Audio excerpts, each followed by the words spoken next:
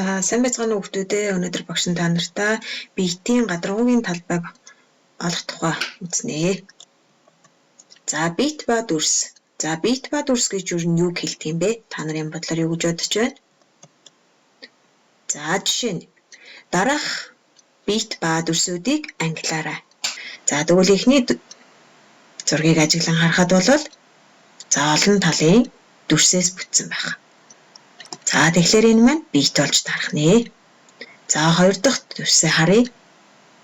За ганцхан дүрсээс бүтсэн байх нь. За тэгэхээр энэ маань дүрс болно. За гурав дахьыг ажиглан харъя. За мөн ялгаагүй нэг дүрсээс бүтсэн байна. За дөрөв дахь харъя.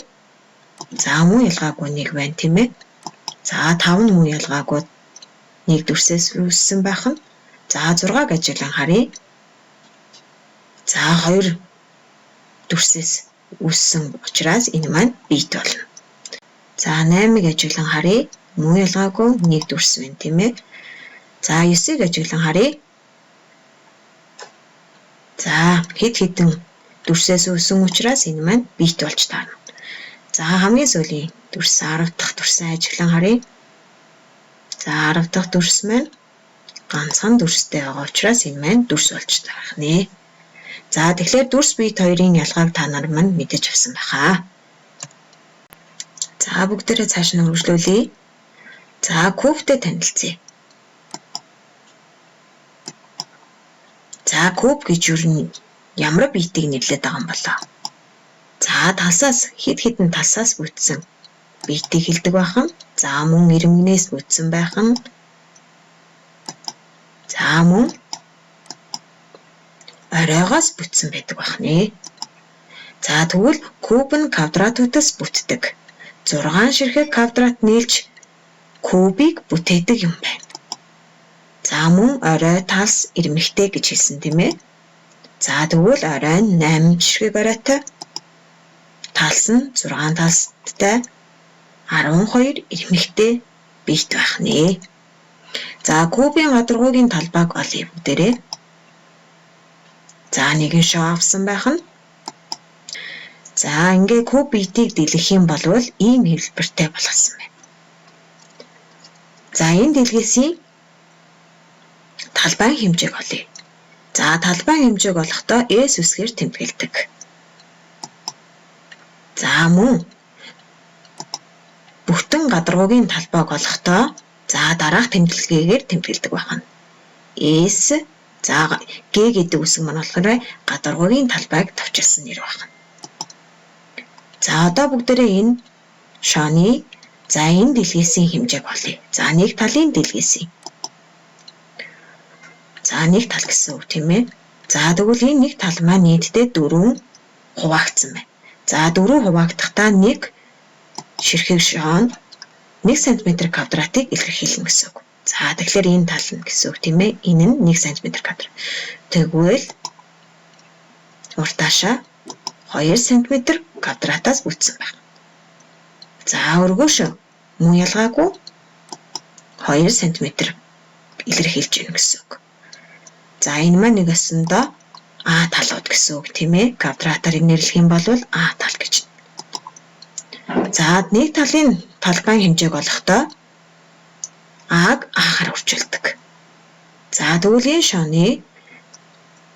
энэ шооныхоо талбайн хэмжээг олъё.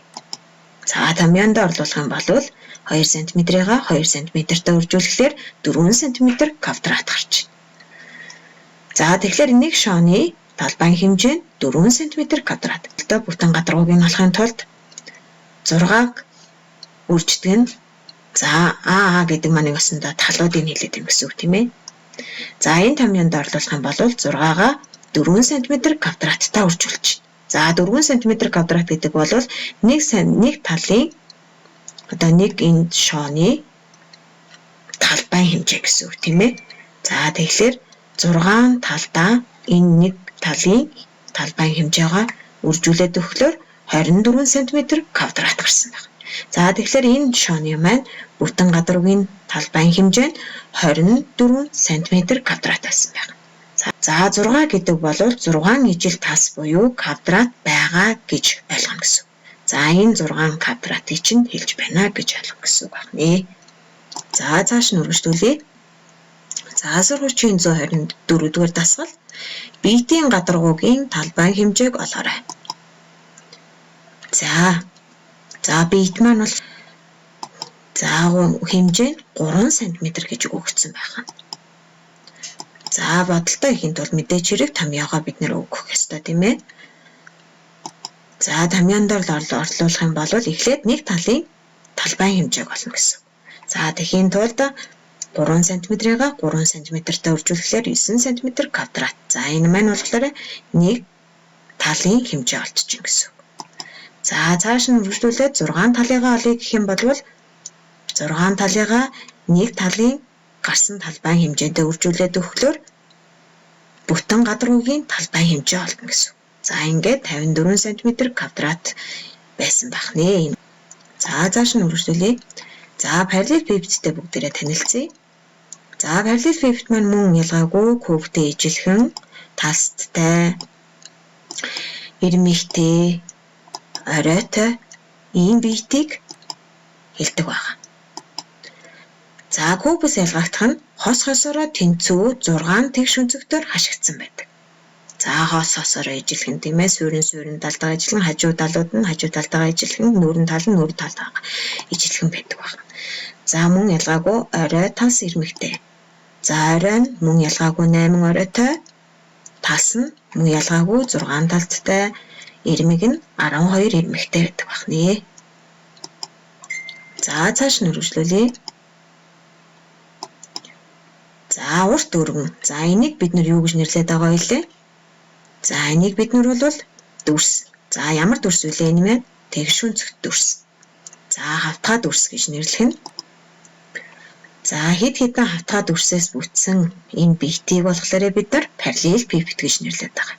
За биет болоод ирэхлээрээ бид нар урттай, өргөнтэй, өндөртэй болоод ирэхлээр энэ маань эзэлхүнд биет болчихно гэсэн үг. За энэ биетийг болохоор тэгш өнцөгт параллел пивот гэж нэрлэдэг байгаа.